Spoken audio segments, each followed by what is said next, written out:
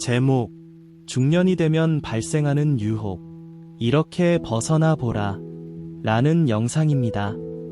시작하겠습니다. 중년의 유혹이 가슴 깊이 스며들 때면 살아온 세월이 등 뒤로 멀어지고 남은 시간이 점점 가까이 다가온다고 느껴집니다. 사람은 그때 문득 자신의 삶을 다시 바라보게 됩니다. 중년이란 시기는 그렇게 갑자기 찾아와 우리 안에 어떤 형이상학적인 감정을 조용히 자신도 모르게 스며들게 합니다. 막상 그 시기를 살아갈 때는 잘 몰랐지만 그렇게 하루하루 바쁘게 성실하게 살아가느라 지금이 인생의 황금기라는 것을 느끼지 못하고 그러다 세월이 흘러 노년이 되고 다시 되돌아보면 그제야 깨닫게 되지요. 아, 그때가 참으로 아름다웠구나. 그때가 인생의 가장 귀한 시절이었구나 하며 후회를 한답니다. 중년은 이제 청춘의 끝자락에서 노년으로 이어지는 삶의 퇴행기이자 또 다른 도약의 문턱입니다. 이제는 인생이라는 것을 달성이 아니라 느낌으로 숨쉬고 인정받고 싶어지는 시기이지요. 그렇기 때문에 중년이 되면 타인으로부터 사랑을 받고 싶기도 하고 인정을 받고 싶어지곤 합니다. 젊었을 땐 그냥 지나쳤던 감정들, 지금은 더 깊고 섬세하게 다가오고 어느덧 외로움이라는 감정도 더 자주 얼굴을 내밉니다. 그래서 중년은 때때로 전혀 예상치 못한 유혹에 쉽게 노출되곤 합니다. 그때의 유혹은 결코 단순한 욕망이나 가벼운 흥미가 아닙니다. 그 유혹 안에는 내가 진정 아직도 살아있다는 느낌을 확인하고 싶은 갈망, 나는 여전히 매력적인 존재인가 하는 존재론적 질문이 숨겨져 있기 때문입니다. 특히 사람이 중년에 접어들면 세 가지 큰 이유로 인해 자신도 모르게 흔들리게 됩니다. 첫째는 관계에서의 고립감입니다. 배우자로부터 느끼는 냉정함, 차가움, 무관심이 마음 깊은 곳을 서서히 말려버립니다. 가족이지만 대화는 줄어들고 관심은 형식이 되며 함께 있어도 건조하고 따뜻하지 않은 시간을 견디다 보면 어느 순간 누군가의 다정한 말 한마디에도 심장이 반응하게 되는 자신을 발견하게 됩니다.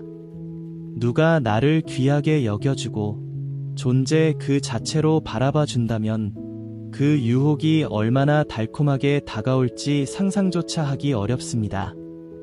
둘째는 사회적 피로와 지나친 경쟁적 압박입니다. 중년은 일터에서 가장 치열하게 버텨야 하는 시기입니다. 책임은 무겁고 젊은 후배들은 바짝 뒤따라오고 한 번의 실수가 모든 것을 무너뜨릴 수도 있는 자리에서 날마다 긴장을 놓지 못하고 살아가야 합니다. 그 속에서 누군가의 칭찬, 따뜻한 눈빛, 혹은 단순한 공감조차도 오래되고 자신의 몰래 숨겨두었던 셈에서 솟아오르는 물처럼 스스로의 존재감 및 인정받는 느낌을 간절하게 그리고 확 느껴지곤 한답니다.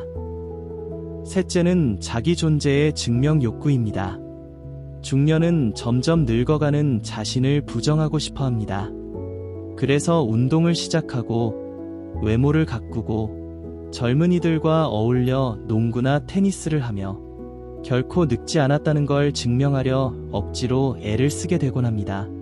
그런데 그 증명이 어느 순간 이성에게서 인정받는 일로 전환되기도 합니다. 내가 아직 매력 있는 사람이라는 것을 타인을 통해 확인받고 싶어지는 것입니다. 이 세 가지 이유가 하나로 겹치면 중년은 누구보다 쉽게 흔들리게 됩니다. 특히 요즘처럼 남성과 여성 모두 사회적으로 활발한 시대에는 이런 유혹이 남녀 모두에게 나타나며 그 양상은 점점 다양해지고 있습니다. 하지만 그 본질은 같습니다. 젊음을 발산해 보고 싶고 젊은 피로부터 사랑받고 싶고 그리고 무엇보다 존재 자체로 인정받고 싶다는 것이지요. 이러한 흔들림은 처음에는 순수함을 가장한 사랑처럼 불쑥 다가와 서로 이해하고 공감하며 이로를 건네고 그 속에서 감정은 서서히 깊어지게 됩니다. 그러나 결국에는 서로의 기대와 이익이 깔리게 되고 배우자를 정면으로 바라보지 못한 채 감정이라는 안개 속에서 길을 잃게 됩니다. 특히 중년의 외도는 배우자와의 불화보다는 자기 존재의 증명을 위한 경우가 많기 때문에 그 성격이 젊은 시절의 외도와는 전혀 다른 성격을 띠게 됩니다. 그래서 대부분의 외도는 오래가지도 못하고 결국은 가정을 택하게 되는 경우가 많습니다. 하지만 그 과정에서 가정은 상처를 입고 배우자는 깊은 혼란에 빠지게 됩니다. 이때 그 상처는 종종 회복이 어렵고 남는 건 후회뿐일 수도 있습니다. 중년의 힘은 가정에서 나옵니다. 그 가정의 깊은 균열 및 파괴시키는 일은 결코 현명한 중년의 선택이 아니랍니다. 불혹의 나이, 즉 마흔은 유혹에 흔들리지 않을 나이라 하였고 지천명, 신의 나이는 하늘의 뜻을 아는 나이라고 했습니다. 그 말은 우리에게 분명한 기준을 제시합니다. 지금 이 흔들리는 감정 앞에서 어떻게 살 것인가를 묻고 있는 것이지요. 중년, 그 유혹의 감정을 무조건 억누르기보다는 그 안에 숨겨진 진짜 갈망을 들여다보셔야 합니다. 외롭고 고단한 지금의 마음을 정직하게 마주하고 누군가를 통해서가 아니라 자기 자신을 통해 스스로가 따뜻해질 수 있는 길을 찾아보셔야 합니다.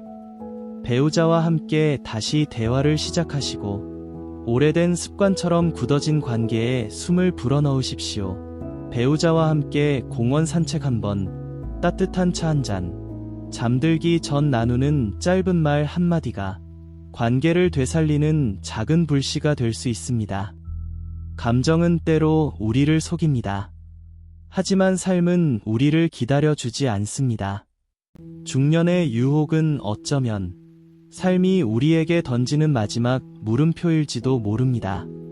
그 물음표에 너무 쉽게 답하지 마시고 좀 더 오래 머물고 좀 더 스스로를 깊이 들여다보시길 바랍니다. 그러면 언젠가 지금의 이 시간이 가장 현명하고 아름다웠던 순간으로 남게 될 것입니다. 중년답게 산다는 것, 그것은 유혹에 흔들리지 않는 것이 아니라 흔들림 속에서도 자신을 지켜내는 삶을 의미한답니다. 그 길 끝에 진정한 중년의 품격이 기다리고 있을 것입니다. 오늘도 하루가 다시 시작되었습니다. 비록 중년의 삶은 힘들고 고단하지만 절대 유혹에 흔들리시지 마시고 중년으로서, 가장으로서 굳굳하게 최선을 다하시면 그것으로 충분하답니다. 오늘도 좋은 하루 보내십시오. 감사합니다.